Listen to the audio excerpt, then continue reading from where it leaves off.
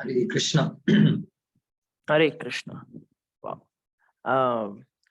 So Prabhu, very grateful to you. आपने पिछली बार अच्छे पिक्चर के माध्यम से सारे कैरेक्टर्स को एक दर्शाते हुए आपने बताया कि what the Gita is all about and what are the contents, main contents. But whenever a book or a movie, आप जब ये किसी को पूछते हैं कि how I want to know what the movie is about, they just want a one liner. भाई ये book क्या बोलता है, ये picture क्या बोलती है, an essence, a one liner, what is it about, just tell me what's it about. So something called a Gita Sar, even there's a popular book named Gita Sar. So does it actually contain the Sar of the Gita, the essence of the Gita? I would like to know from you. I have a few popular so-called essence or essences, the popular Gita Sars. So if I can ask you that, and you may, you can, well, the first one is work is worship. Does the essence of Gita pertain to work is worship? Karm karo, phal ki chinta na karo. Is this the essence of the Gita? Okay, so yeah, because last time we saw the trailer, so you want more of the storyline to be revealed before you actually get into watching the movie, buying the ticket and. Yes, Prabhu. So yeah, let's see. There are definitely different variations and versions of the essence of Gita, proclaimed essence of Gita, which is said that if you have understood this, you have understood the Gita. So one such is, as you said, work is worship. So now this is a very interesting concept, and many times people, when they say this, they mean that भाई तुम ये गीता वीता सब ठीक है, तुम बस अपना काम करो ऑनेस्टली, अपना मेहनत से काम करो, अपना हाथ Jagannath. We don't need any Krishna or Jagannath. अपना हाथ अपने बूते पे करते हैं हम सब.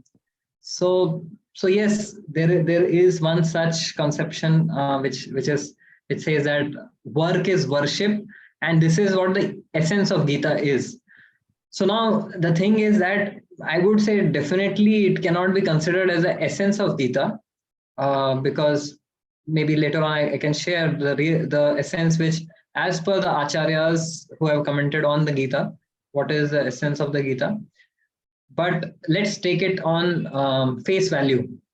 The statement work is worship. So definitely this has some truth to it.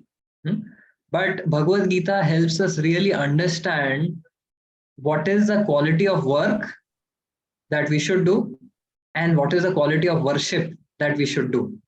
So work is worship, लेकिन हर कोई work अच्छा वर्क नहीं है और हर कोई वर्शिप अच्छी वर्शिप नहीं है, right?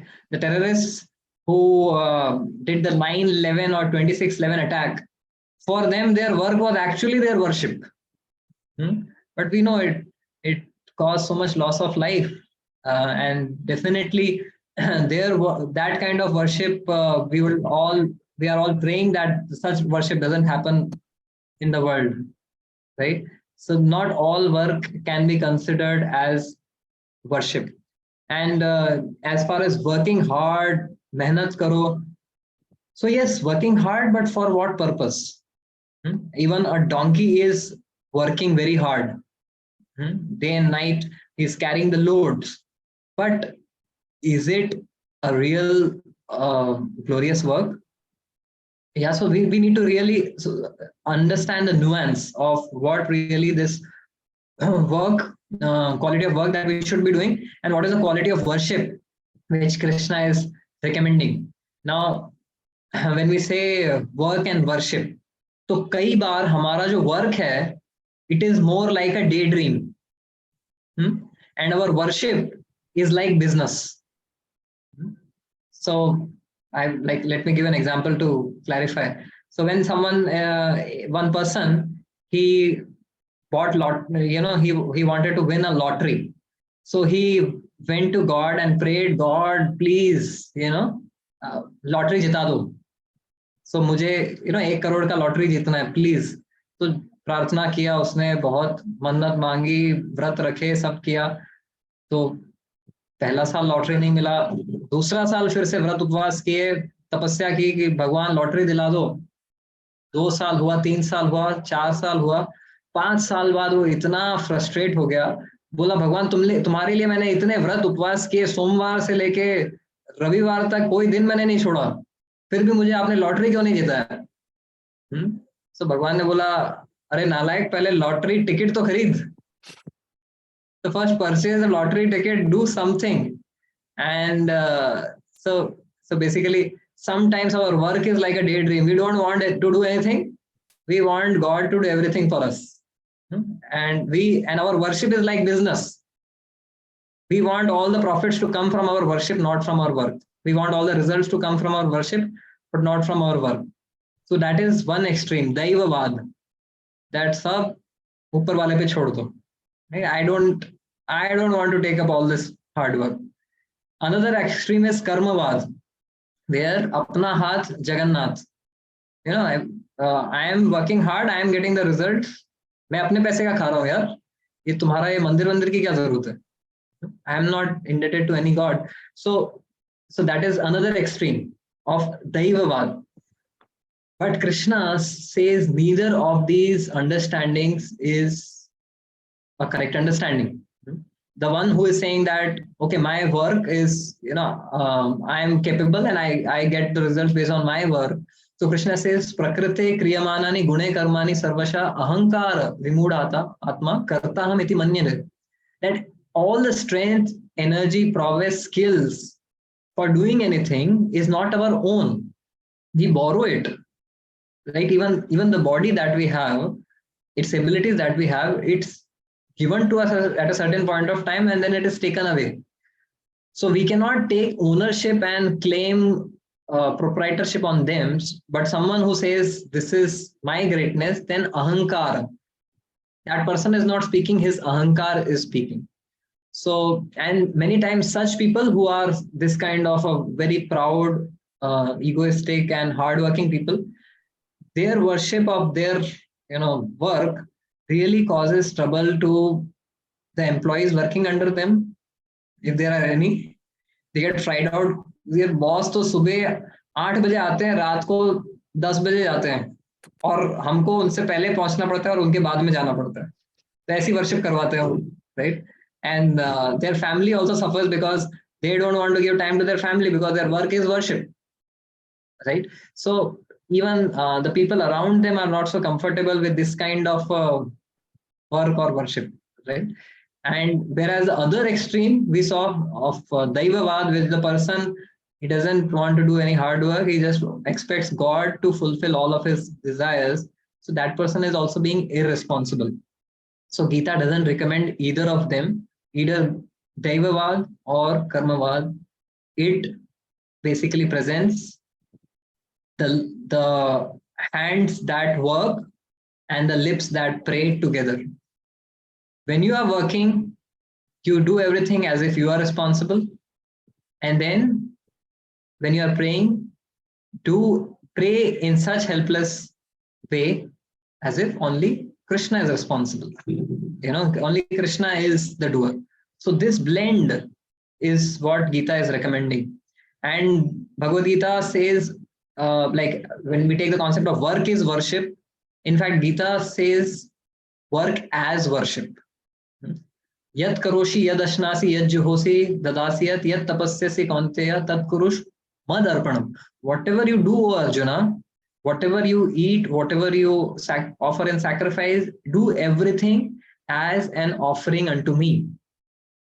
So the purpose of any activity that you do is an offering to Krishna. The result of any activity that you do is an offering to Krishna. So Gita explains that the object of our worship is God, and the means of worship is our work. We can, in whatever position that we are in, we can use our work as an offering to God. Right? Our object, our deity is God, and our work is a means of worship. But for these kind of people who say work is worship, their work is the object of their worship. मतलब वो मेरा work is my God. but that somewhere it has egoistic connotations, which actually frustrates them and frustrates others around them. So Bhagavad Gita recommends that do your work as worship to Krishna, and offer your work on like to God, on the altar of God, rather than offering your work on the altar of your ego. Hmm? So, so if someone is egoistic, they are working hard like Duryodhana. So Duryodhana is also working hard, but for him, the deity is his own ego. He's trying to please his own ego. Whereas Arjuna is also fighting, shooting the same arrows as Duryodhana, but his deity is Krishna, not his own ego. So that's the difference. So that's where I'll rest my case of work as worship to Krishna. In a sense, Prabhu, it just means that the Gita goes one step ahead. And not just work is worship, but using your work as a means of worship with clarity of what the object is, rather than just using it to gratify your ego. Prabhu, second essence, what we have for you here is, जो हुआ अच्छे के लिए हुआ, जो हुआ अच्छा हुआ. I mean, whatever happens, happens for the best. Accept it as it is. Is this the essence of the Gita? Okay, how many of us have heard this? जो हुआ अच्छा हुआ, जो होगा अच्छे के लिए होगा. Can you all raise your hands or type in the chat box? कि ये सुना है किसी ने कि ये गीता का सार है? Okay, Shweta has heard, Radharam has heard. Yeah. Yes, so yeah, Virendra has heard. So many of us have heard that. Yeah. So it's quite popular, and वही है again कि मतलब I want to sell my product with Bhagavad Gita as my brand ambassador. So because Gita का इतना branding है, so whatever philosophy I want to pass on, so it is passed on in the name of Gita. But if we really look at this philosophy of जो हुआ अच्छा हुआ, जो होगा अच्छे के लिए होगा. Agar if Gita really believes in this, then Arjun को फिर युद्ध करने की जरूरत ही नहीं थी. द्रौपदी का वस्त्रहरण हुआ अच्छा हुआ, उसमें क्या अच्छा ही हुआ, उसमें भी कोई अच्छा ही कारण रहा होगा, और जो होगा वो भी अच्छे के लिए होगा. चलो वस्त्रहरण हरण नहीं हुआ, आगे भी कुछ हो जाता तो भी कोई बात नहीं है, कोई प्रॉब्लम नहीं है. So if that were really the message of the Gita, then first of all, the Pandavas would not have come to the battle of Kurukshetra, and secondly, Krishna would not have asked Arjuna to fight or spoken this entire big message to propel him into action. Because when you hear this philosophy, जो हुआ अच्छा हुआ, जो होगा अच्छे के लिए होगा, the one single thing that it does is it disarms your ability to make choices. It actually disarms your ability to make conscious determination and decisions, because you are redundant. मतलब जो हुआ अच्छे के लिए हुआ, जो होगा अच्छे के लिए होगा, whether you do anything or not doesn't matter. Who cares? But there is, again, the Daivavad concept. So work is worship is Karmavad. This is Daivavad. मतलब सब ऊपर वाले के हाथ में है, और वो तो अच्छा ही सोच रहा है, तो जो हुआ अच्छा हुआ. और then what it does is that it removes all your motivation to do anything on your part. I failed in my exam. चलो कोई बात नहीं, in one sense हो सकता है वो अच्छा ही हुआ हो, क्योंकि अगर मैं मान लो उस मेरे मित्र की तरफ फर्स्ट आ जाता तो मैं प्राउड हो जाता. सो आई एम हम्बल नाउ. सो जो हुआ अच्छा हुआ, तो अभी भी मैं मेहनत नहीं करूंगा. सो it actually, such a philosophy, it makes us lethargic, and it can mentally make us adjust to any mediocre situation that we are in and not put our efforts. So, and we use this philosophy to shield our laziness, right? So this cannot be taken as an absolute philosophy. Certainly, a devotee, is always has faith in Krishna's justice. A devotee always has faith in Krishna's benevolence. And so, whatever situation he finds himself in, a devotee can always see kuch to isme acha hoga, right? But that doesn't mean that he doesn't act. And in fact, if that was not the case, then Krishna would not have told Arjuna in the 18th chapter, towards the end, Mat chitta sarva durgani mat prasada tarishyasi atha chet tvam ahankaram na shoshyasi vinangshasi. कि अर्जुना मत चित्ता सर्व दुर्गाणी, अगर तुम मुझ में अपना चित्त लगाओगे और मेरी बात मानोगे, मत शोष्यसी, जो मैं कह रहा हूं वैसा करोगे, then serve दुर्गाणी, all the obstacles will be removed.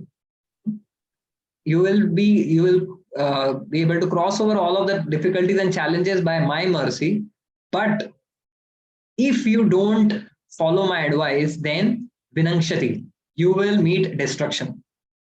So Krishna is not giving an, whatever you do, everything will be all right. No, Krishna says, you follow my advice, you will be victorious, everything will be good. If you don't follow, you will be destroyed.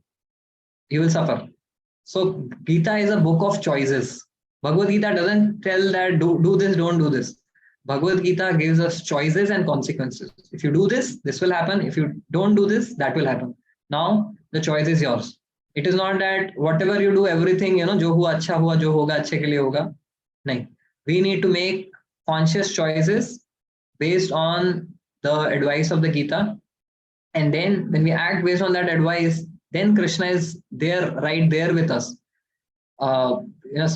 Sometimes, this kind of ashwasan, this kind of sympathy is shown to a crying child.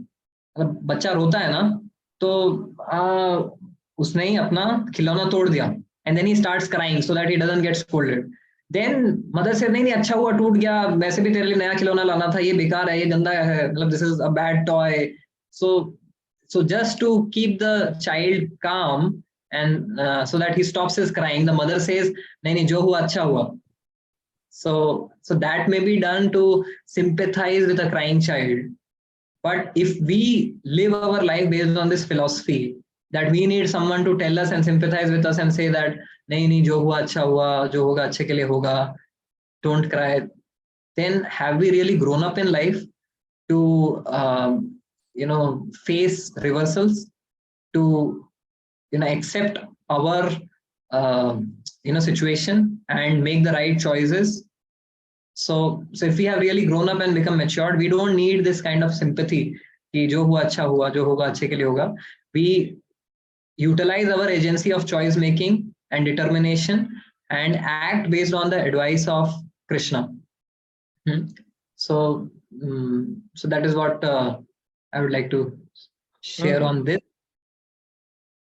How interesting! Something that sounds so good and sounds so convincing, that jo hoga achhe ke liye hoga and it's all the providence, can actually be so self-harming, and it can impede your progress. Prabhu, one very popular notion about spirituality or about religion, what most might have heard, or they may even carry themselves in some or the other way, is that the essence of Gita or spirituality is that do good to others, don't do bad to others, don't think of bura na socho, bura na karo, acha karo. Now, is this the essence of Gita? Okay. Be good, do good. Goody goody. Yes. We have just celebrated Gudi Padwa.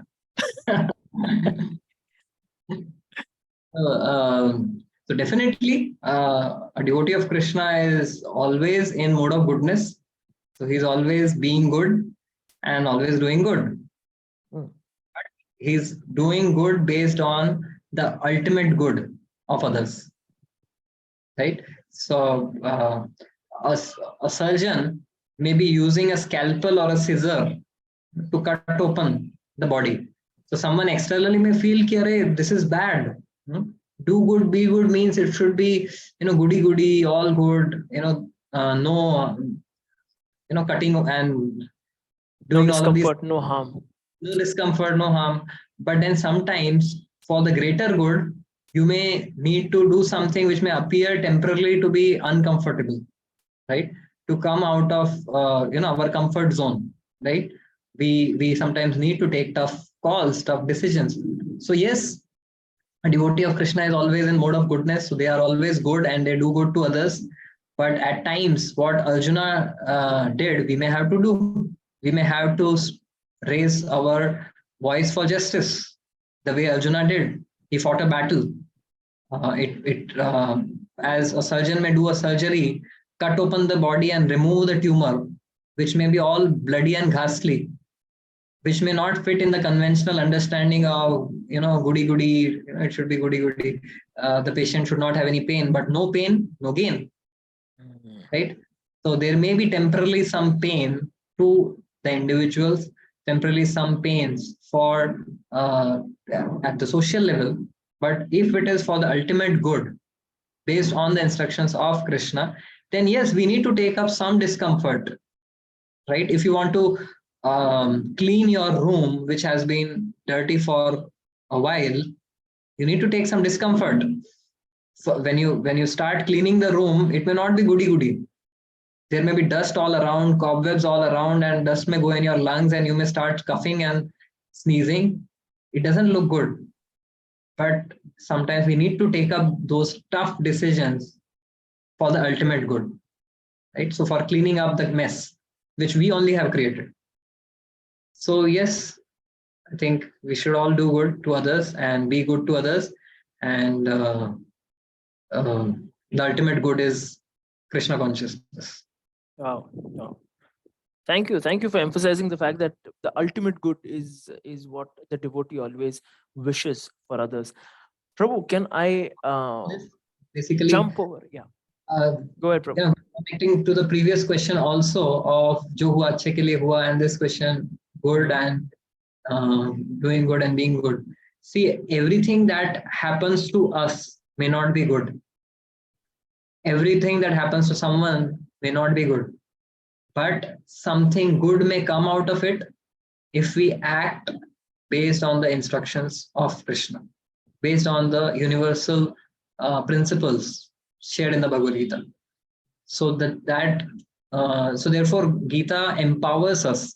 It doesn't disempower us to say that, okay, you don't have any, now you need to just suffer the consequences. No, Gita empowers us, tells us that yes, whatever has happened, now take the remote control of life.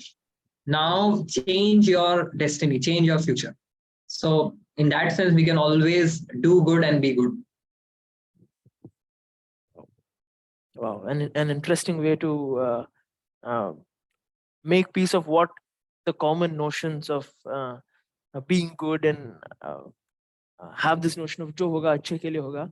Prabhu, can we know from you what is the essence of the Gita? I can go on with my questions and they can have their explanations, but I want to know from you what is the essence of the Bhagavad Gita?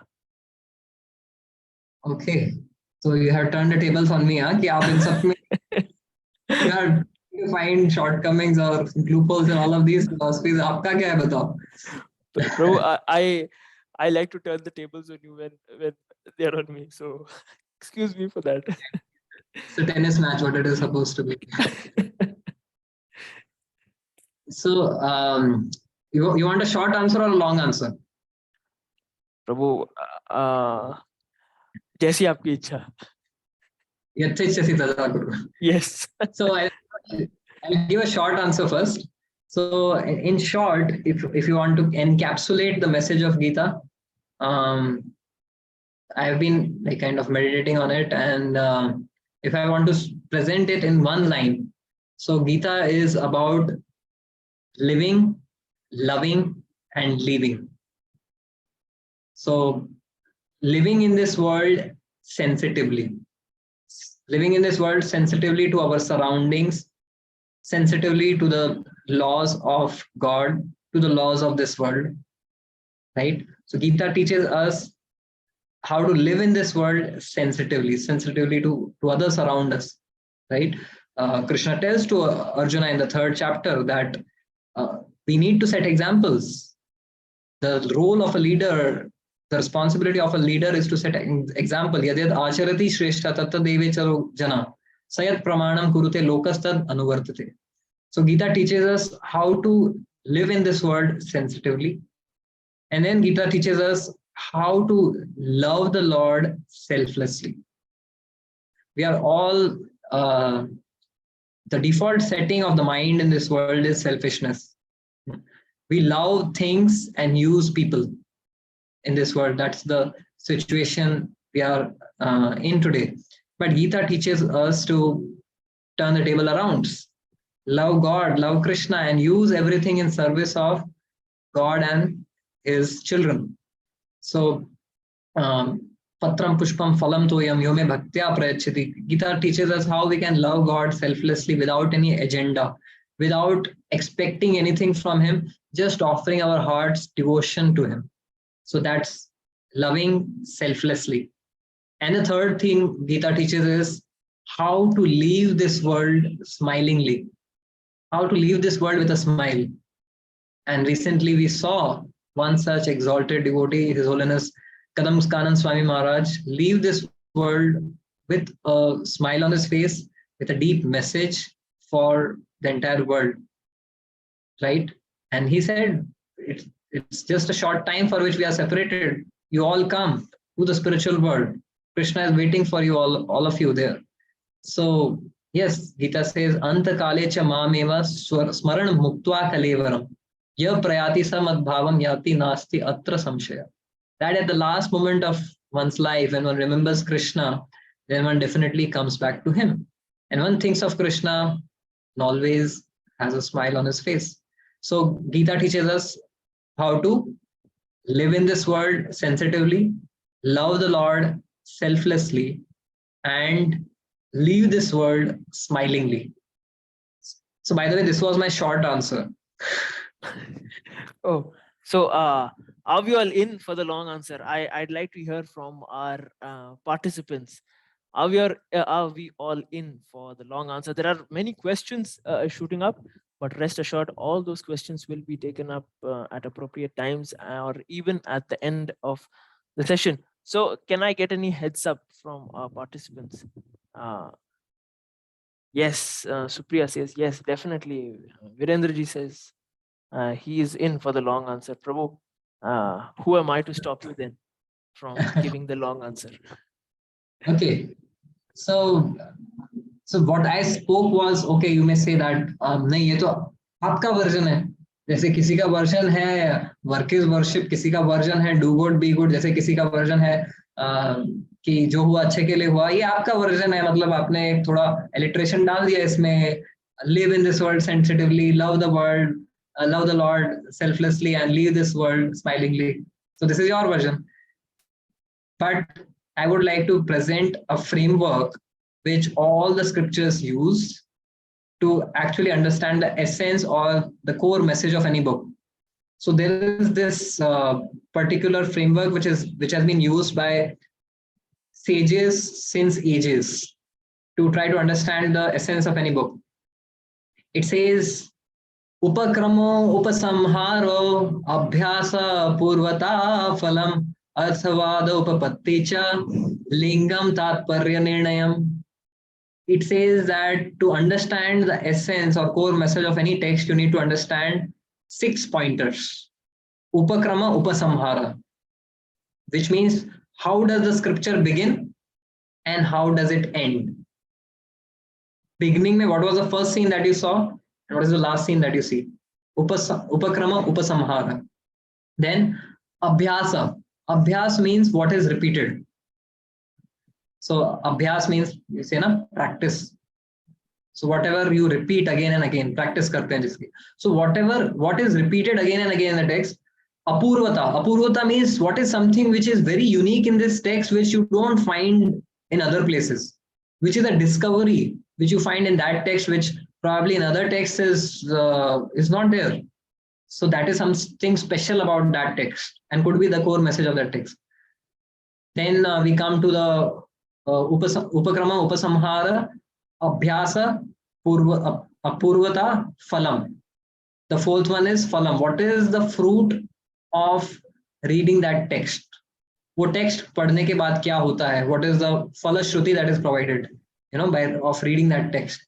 And then the next is arthavada. Arthavada means what has been indirectly hinted or emphasized repeatedly. जो एक some story, some analogy which has been given, which indirectly the story is pointing to a lesson. So what is the lesson which has been granted in every story or every chapter of that book? So that is the fifth one. And the last one is upapatti. Upapatti means follow the logic. Go where the argument or logic leads you to. So what is the logic which has been given in that book? So these are the 6 parameters by which you can assess any book, understand the meaning of any book, or essence of any book. Upakrama, Upasamhara. Let's take the first one. How does Gita begin? In the sense that when is it that Krishna starts speaking to Arjuna? Arjuna says, Shishyaste aham sadhimam tvam prapannam. Oh Krishna, I surrender unto you. I was speaking big things, but I accept I don't know, and I surrender unto you. So Krishna starts speaking when Arjuna surrenders. So Gita technically begins with Sharanagati. And where does the Gita conclude? Sarva dharmana parityajya mam ekam sharanam vraja. Gita concludes with Sharanagati. So the text begins with Sharanagati and ends with Sharanagati. So we got the first parameter, which talks about Sharanagati, of devotion, surrendering ourselves in devotion to God. Okay, parameter 1 taken. What is the next one? Upakrama, Upasamhara, Abhyasa. What has been repeated in the text again and again? So now if you look at all the chapters of the Gita, there are the chapters. The third chapter speaks about Karma Yoga, Nishkam Karma Yoga. Fourth and fifth, they speak about Jnana Yoga, in some sense, Nishkam Karma Yoga and Jnana Yoga. Sixth chapter speaks about Ashtanga Yoga. But, you won't find the 7th, 8th, 9th, 10th, 11th, 12th, or even 13th up to 18th chapters speaking about Ashtanga Yoga. It's only the 6th chapter which speaks for a few verses about Ashtanga Yoga. You will find in the 3rd chapter that you have Nishkam Karma Yoga in detail, right? But that is not repeated again and again over in other chapters. But if you look at the Bhagavad Gita, right from the 1st chapter even, you will find that the concept of bhakti is repeated, even in the chapters which are not specifically addressing bhakti. 5th chapter, it ends with bhakti. Bhoktaram yagyatapasam sarvaloka maheshwaram suhridam sarva bhutanam yatva mam shantim richati. That someone who understands that I am the supreme enjoyer and well-wisher of everyone, he can attain peace. So the 5th chapter which spoke about Jnana Yoga is ending with bhakti. 6th chapter which speaks about Ashtanga Yoga, yoginam api sarvesham madgaten antaratmana. This chapter is speaking about Ashtanga Yoga, but Krishna says, okay, by the way, among all the yogis, the top yogi is someone who madgaten antaratmana, shraddhavan bhajate yo mam, jo mera bhajan karta hai, wo topmost yogi hai. So again, the 6th chapter which is not speaking of Bhakti Yoga, Krishna is talking of Bhakti Yoga. And what to speak of 7th to 12th chapter, which are directly speaking about Bhakti Yoga in every verse. So you see the concept which has been repeated again and again in Bhagavad Gita is Sharanagati and devotion to the Lord, Abhyas. Okay, then the 3rd parameter is Apurvata. What is so unique about Gita? Now, Bhagavad Gita is a part of the Mahabharata. The Mahabharata has 1 lakh verses and Gita is just 700 verses. So is there something which is very unique in Gita which you don't find even in the entire Mahabharata very specifically? The Mahabharata, in the words of Vyasadeva, speaks about dharma, artha, kama and moksha, right? It speaks about these 4 purusharthas. But Bhagavad Gita introduces the Pancham Purushartha or Prema. It introduces the concept of unalloyed love for the Supreme, right? And Krishna says, Bhaktosi me sakha cheti rahasyam hi etam uttamam. Arjuna, by the way, I am telling you a secret which I have not told anyone else. So Apurvata, what is something unique? What is the confidential thing which Gita is telling? Raj Vidya, Raj Guhyam. The Raj Guhyam, the special secret which Gita is revealing is bhakti to Krishna, bhakti to the Supreme Lord. So again, Apurvata, in the terms of Apurvata also, it's devotion. And then comes the fourth parameter, Phalam. What is the result of hearing Gita? What did Arjuna do after hearing the Gita? Karishya Vachanam Tava. He surrendered unto Krishna and he did as Krishna told him to do. So, yes, again, Sharanagati is what is the result of Gita. And as Krishna says towards the last verses which he speaks, he says, Yad idam phalam goyam. You know, yad imam paramam goyam mad bhakteshu abhidyasyati bhakti mai param kritva mam evashyasi asamshaya. That someone who tells this message to others, he receives bhakti to me, an unalloyed devotion unto me. So therefore, the Shruti phal of Gita is unalloyed devotion to the Supreme Lord. So again, in terms of phala, we come to devotional service or bhakti. So then the fifth parameter is arthavada, which means what is repeatedly glorified in the text. What is something which is indirectly and directly emphasized in the text, and that you see is again bhakti. In the 12th chapter, Krishna again and again says, Yo mad bhakta samay priya. Mad bhakta samay priya. Bhakti man samay priya. So he's again and again, like repeatedly in 5-6 verses, continuously saying, my devotee is very dear to me and I am dear to my devotee. So again, that parameter also bhakti only is emerging. And then the last, what is the logical point, upapatti, which is being told in this text? So Krishna begins his pitch to Arjuna with jnana of the soul, with knowledge that you are not the body, you are the spirit soul. Then he goes into Nishkam Karma Yoga.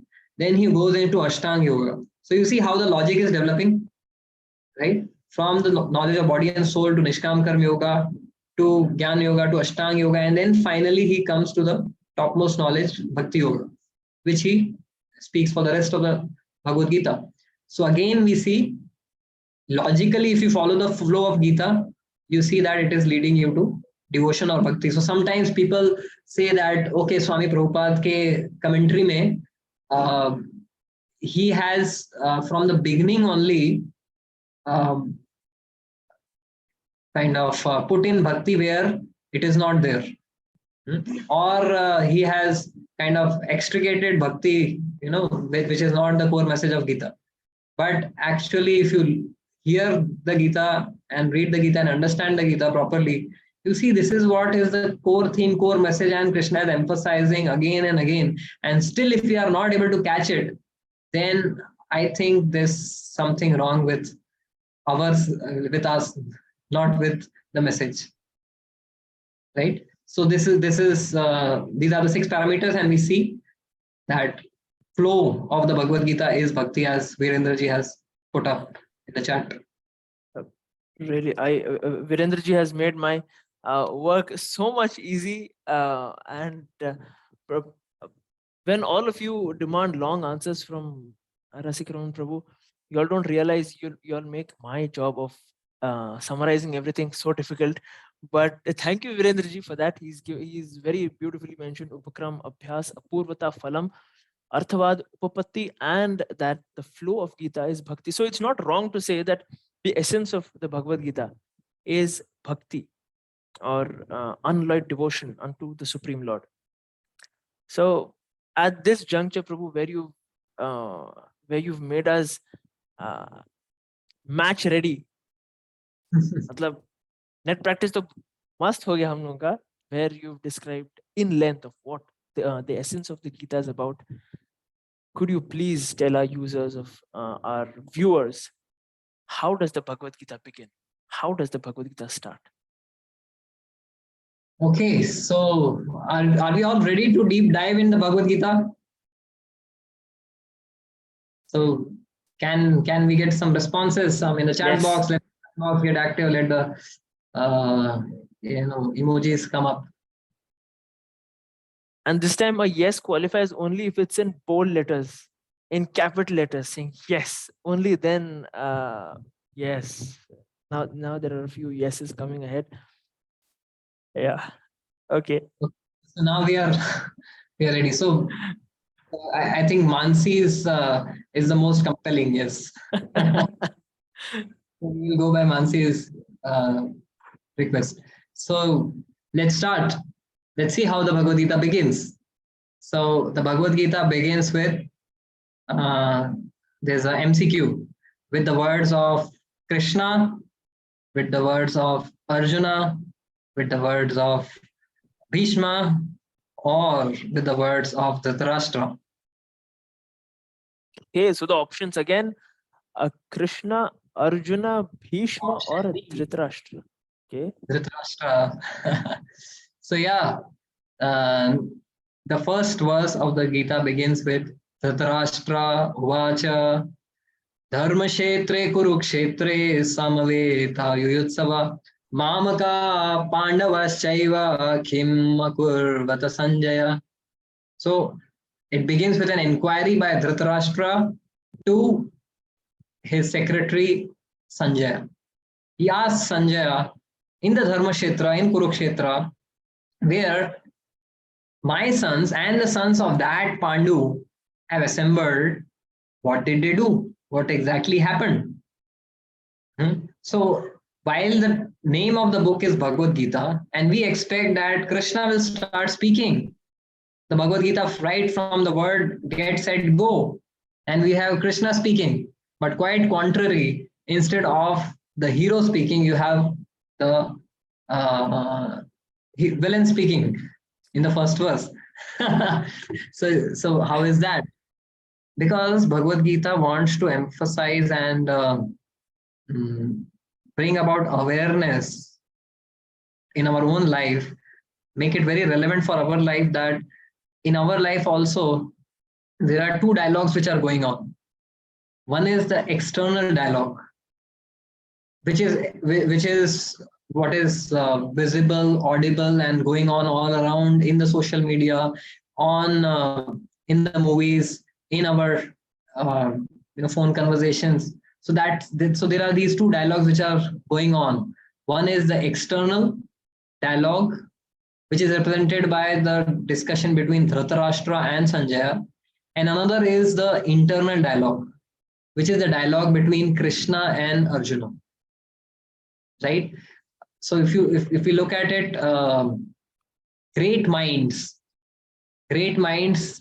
they discuss wisdom, whereas small minds discuss people and events. So small minds, if you look at, if you use a kind of what is that app which was used to tap people's conversations? Anyhow, there was an app like this. I need to download that maybe. If you had such an app, and if you actually tap into people's conversations, so most probably those conversations will be about gossiping, sensationalism, what's happening, what is the latest scandal of this person, and these are the kind of discussions that we are finding all around.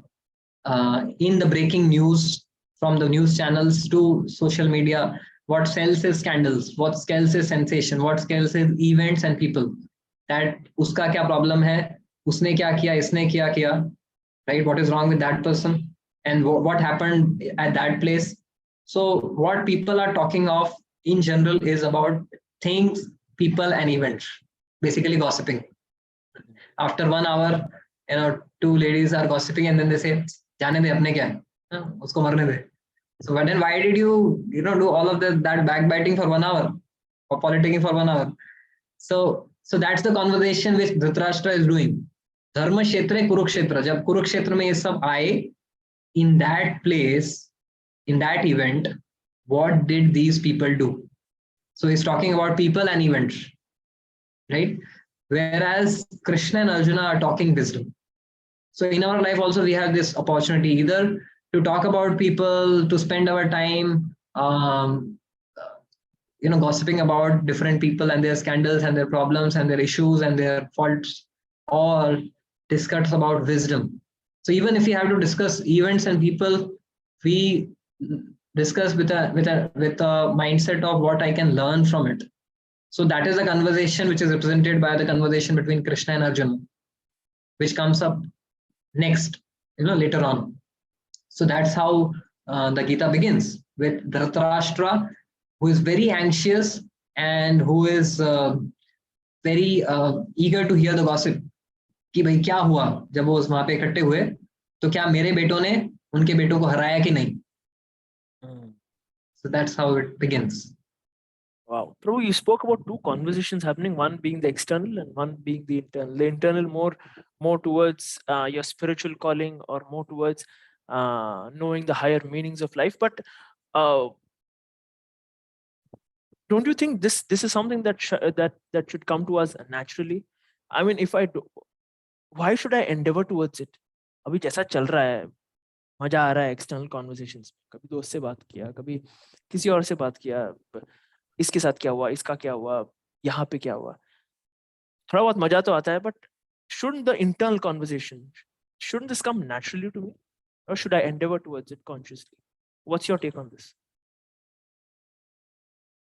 Okay, so when you are in a river, the natural flow is to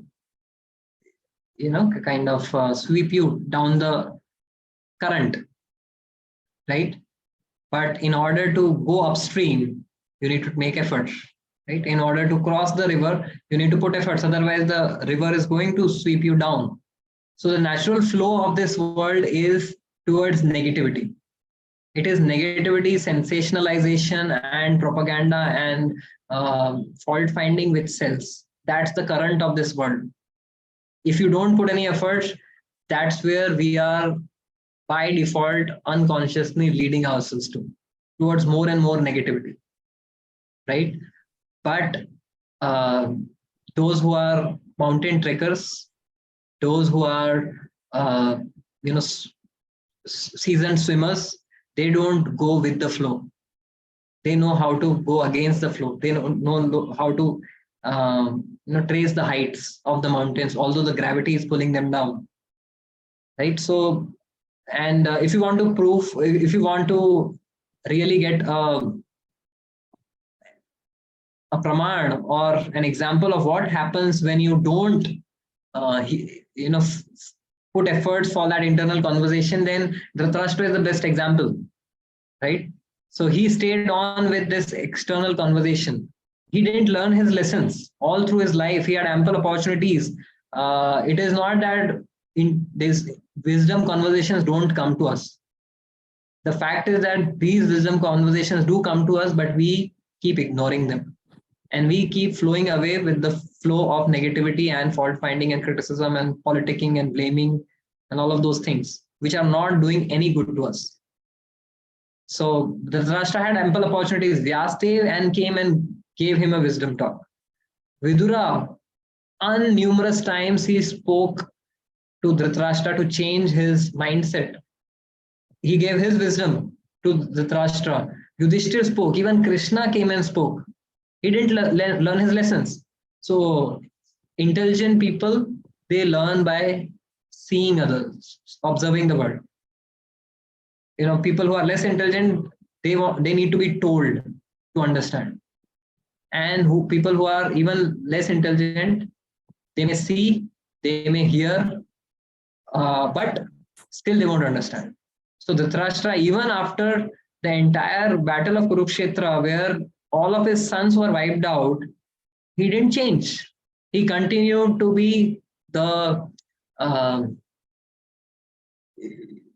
attached to the kingdom. He stayed on in Hastinapur, right? And then finally it was Vidura who really had to unsettle him.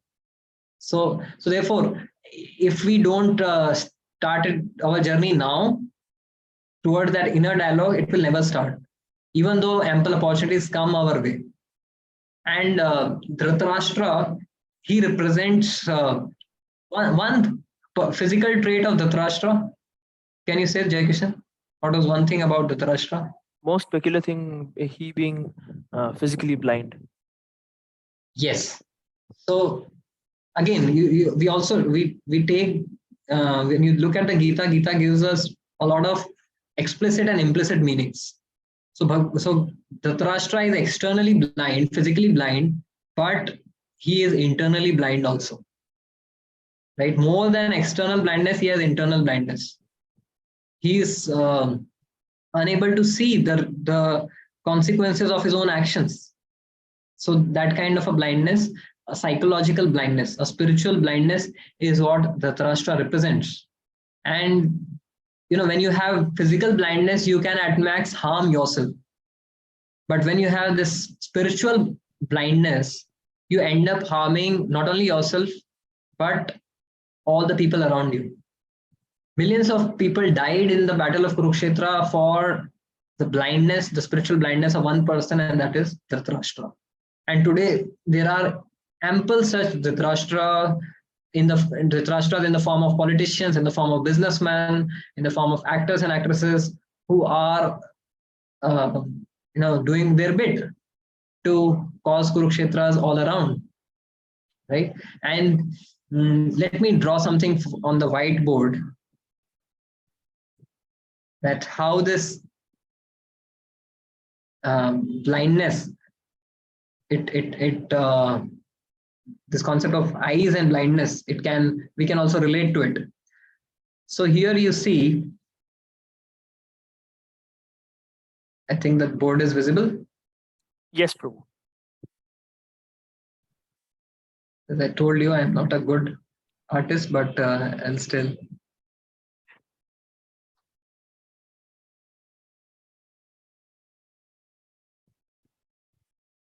Prabhu, they look like eyes, are they? हाँ ले लो मजे ले लो.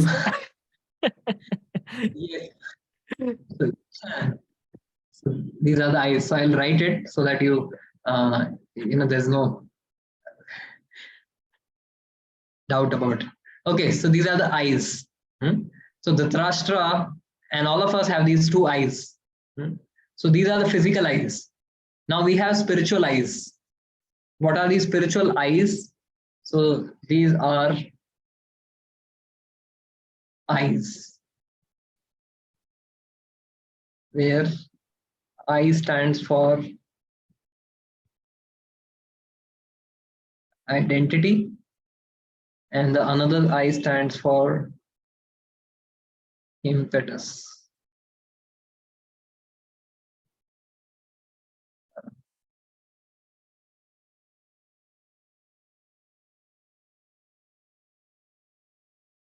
So, yes.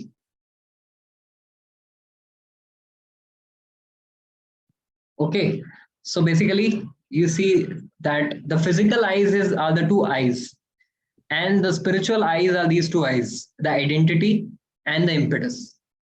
So what is our identity? How do we identify ourselves? So Dhritarashtra identifies based on the body. Mamaka Pandavaschaiva. ये मेरे पुत्र और वो पांडु के पुत्र. So he is creating a kind of schism, a kind of divide based on mine and others. These sons have come from my body, they have come from his body.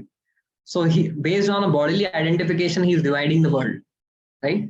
So that's the first eye of identity. So Dhritarashtra is having a bodily identification.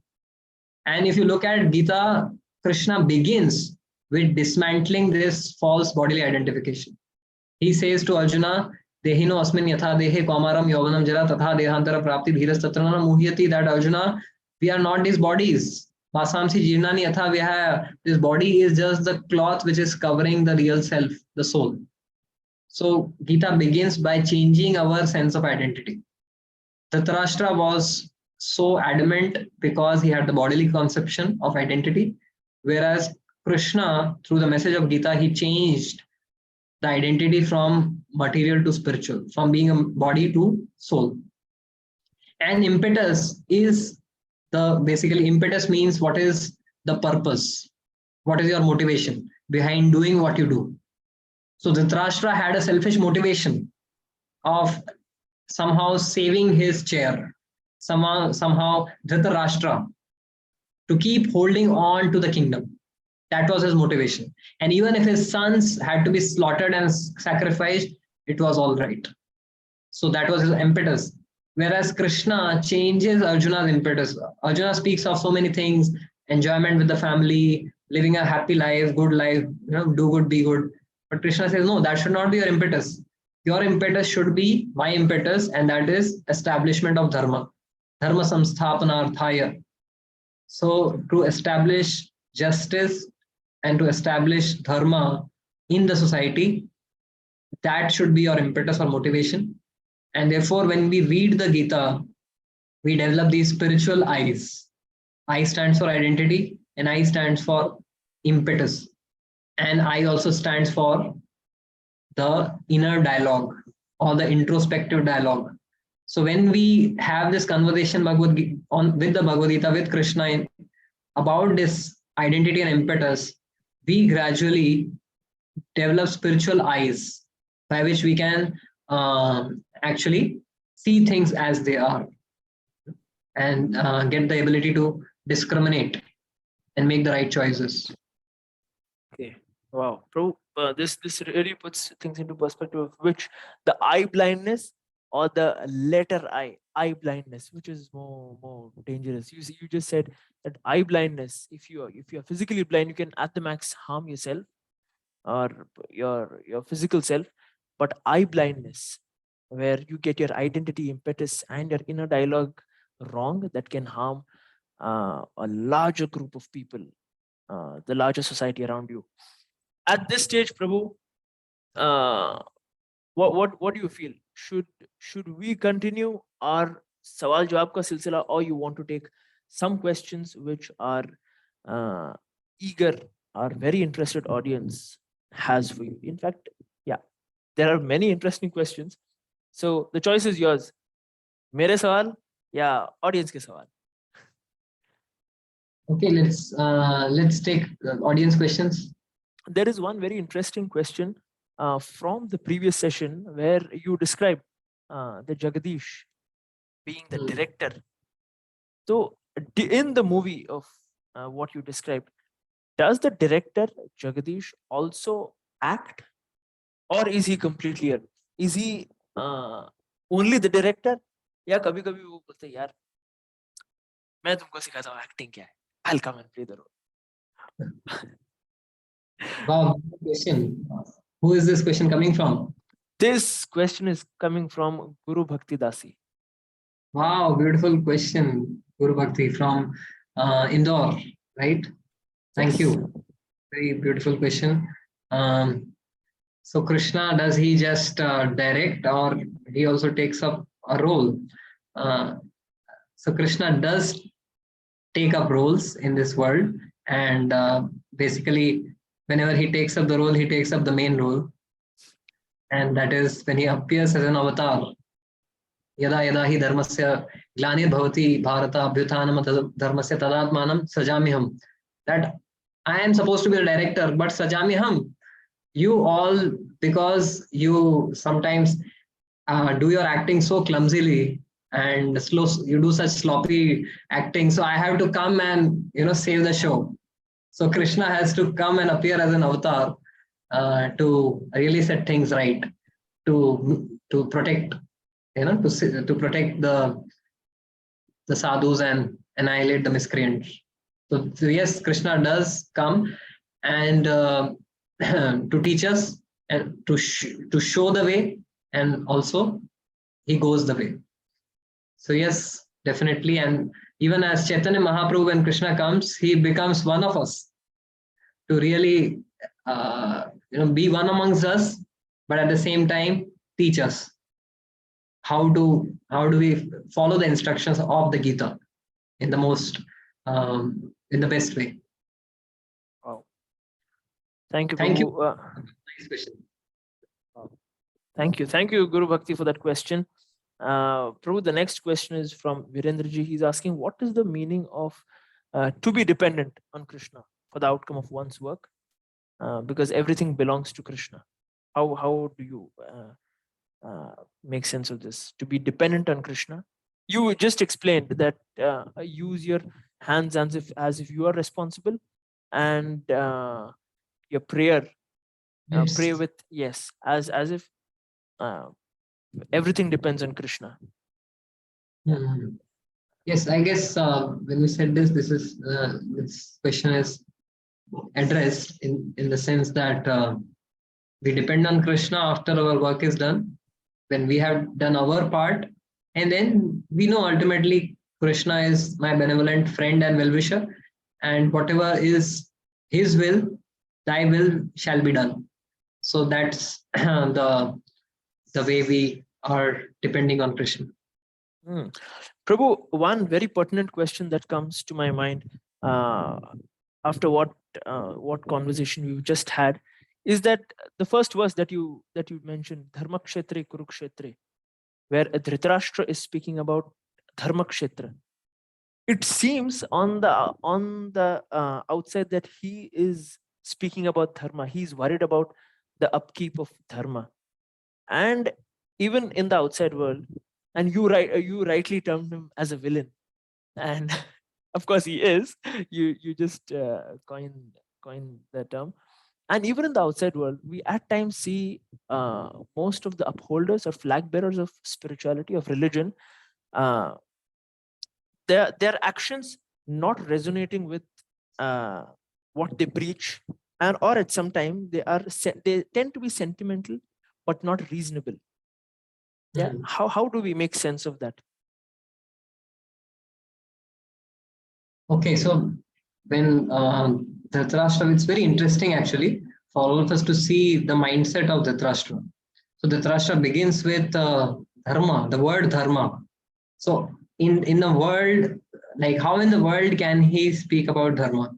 When the Pandavas were small children, he along with Duryodhana, they schemed to burn them alive in a house of lac. Right? What kind of ghastly action was that? And he was party to Duryodhana's crimes. He just turned a blind eye, actually turned a blind eye towards all the atrocities which are done on the Pandavas. Even as children, there were attempts to murder them several times, to feed poison to Bhima, to disrobe Draupadi, and to take away all of their wealth. So a person who has who is so deep-rootedly selfish, now where, why, and how does he get the right to speak of dharma? But he's seeing here, Dharma Kshetre Kurukshetra. In the land of Dharma, Kurukshetra, what happened? As if he is most reverent towards all the holy places and Dharma Kshetras, and he wants to go on tirthas to all of those Dharma Kshetras.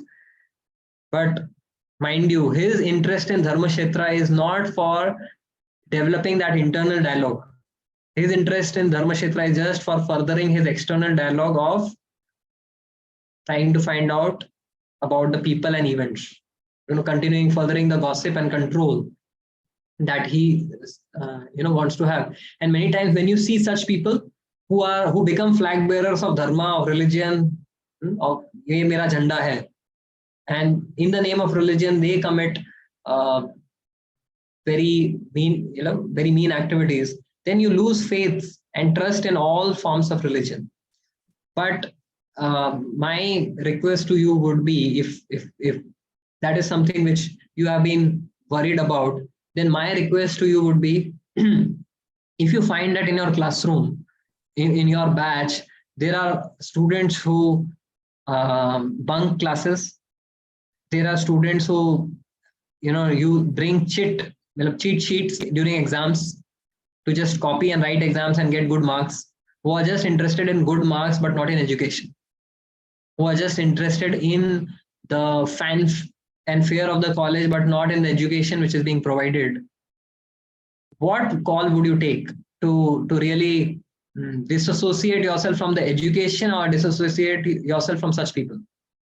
Would you say that nahi, ye yahan pe log cheating karte hain, so and there are people who are whiling their time out, so I don't want to study anymore. All this endeavor of education is futile. So you may say that, but if you really look at it, you won't distance yourself from the education, you will distance yourself from such people in the education system. So similarly, in the school of dharma, in the school of spirituality, you cannot avoid having people like Dhritarashtra, who may externally give speeches on dharma, who may externally speak, who may go to the temple every week, do arti, and offer some dakshina, do some sort of spiritual activities once in a while. But internally, you find them as attached as Dhritarashtra, or as cruel and crooked, or even speaking lies. But then you should see that, okay, this person has also taken admission in the school, but not for the education which the school is offering, but for twisting out some material benefits. बस अच्छा grade आके बाद में job अच्छा लग जाए. But the thing is that we should associate with the right flag bearers of religion. So in this case, you have Dhritarashtra, who is selfishly oriented, but then you have Yudhishthir also. So in today's times, there are so many, people who, there are so many such temples also actually. Jaise there is a Visa Ganesh temple, where people go and they have this faith कि यहाँ जाऊंगा तो मेरा America का visa लग जाएगा. Then there is a Visa Balaji temple, or there is a Kalyan Sundaram Shiva temple, कि वहां जाएंगे तो अच्छी बीवी मिल जाएगी, अच्छा वर वधु मिल जाएगी. So Kalyan Sundaram, अपना शादी कराने के लिए शिव जी के पास. So ऐसे, so there are people and there are such places also, but it's our choice that what kind of grade of spirituality, what brand of spirituality do we choose, and what are the brand ambassadors of the spirituality that we choose. You will find people like Dhritarashtra who have a lot of wishful and meaningless rituals.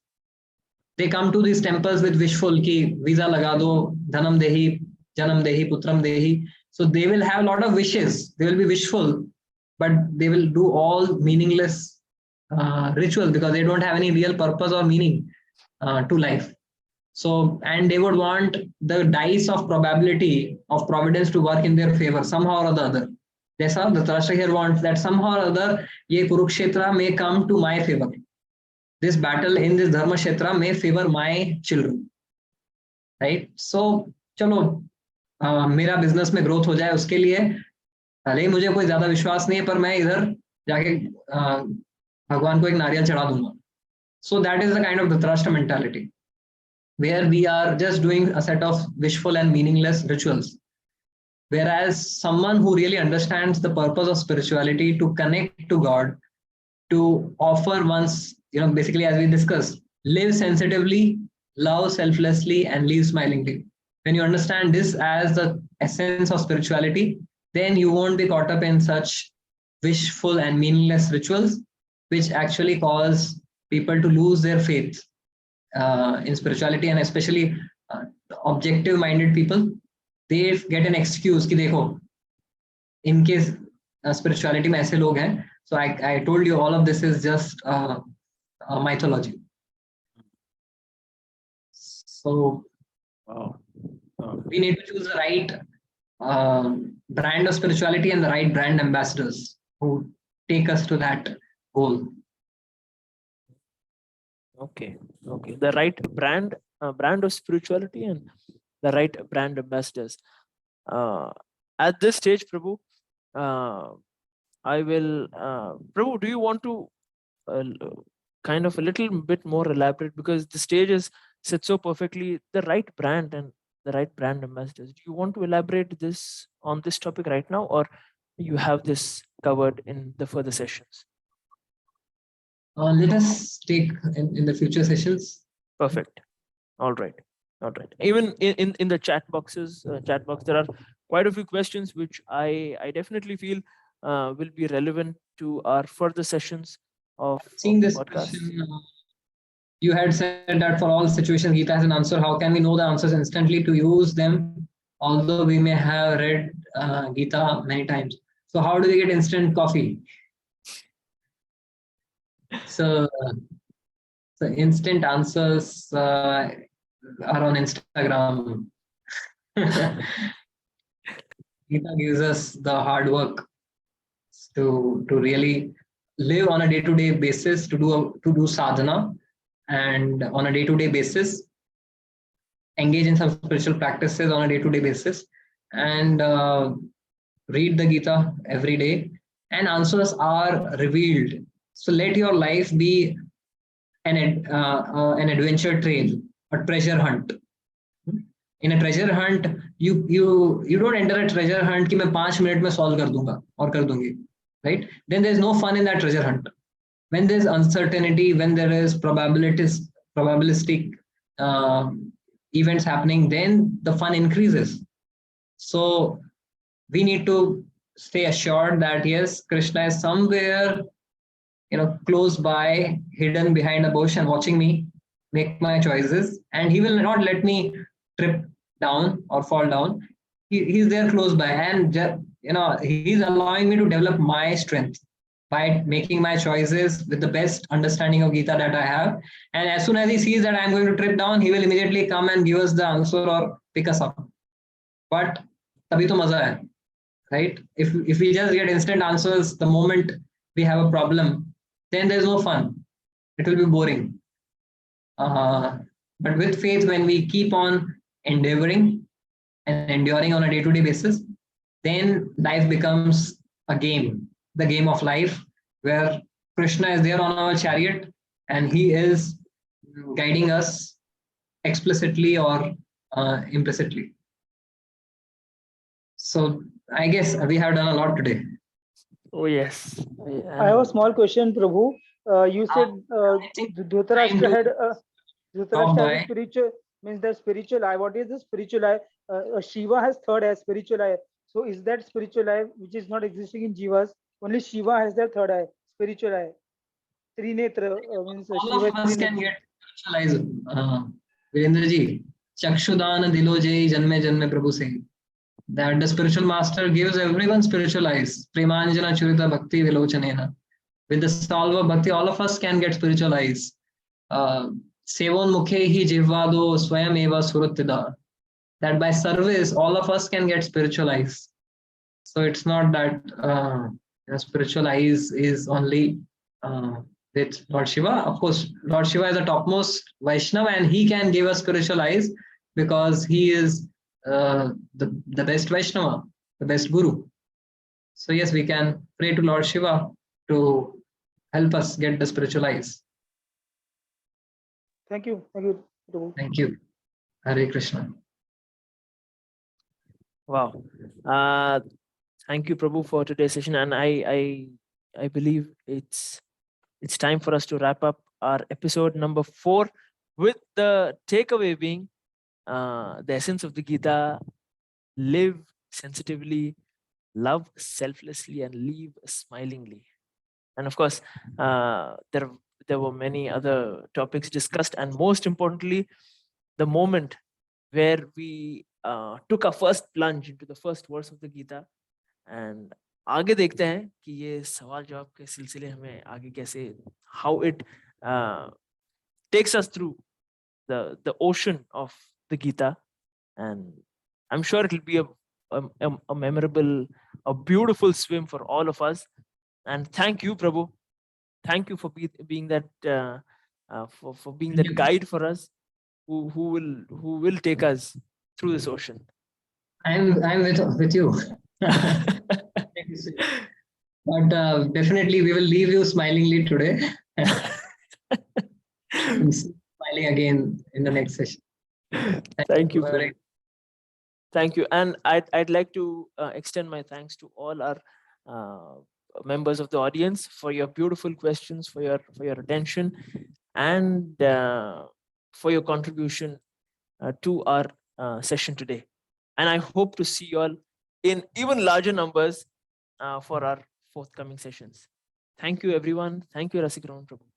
Thank you so much. Hare Krishna. Thank you. Hare Krishna.